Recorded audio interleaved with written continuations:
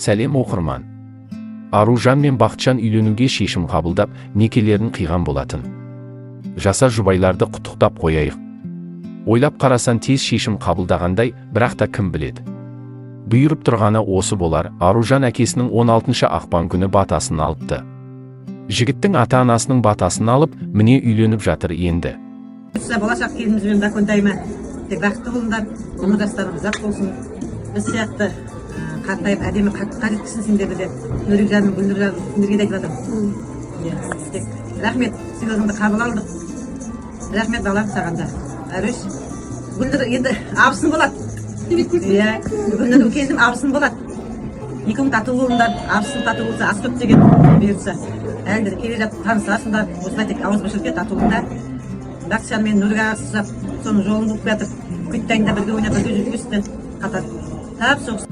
Махаббатары ұзақ болсын, баянды болсын. Біреу қуанса, екіншісі балағаттау мүмкін, айтатын адам айта берсін. Әрбір адам қате жіберу мүмкін, оны дұрыстап та үлгеру мүмкін.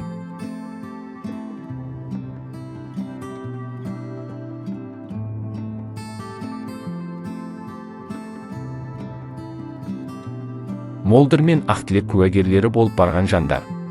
Сіздер қалай ойлайсыздар? Пікірлеріңізді жаза кетіңіздер. Мне тебя жалко, чувак. Кеттім. Біздің бірінші куәгеріміз. Да? Әрине. Кеттік.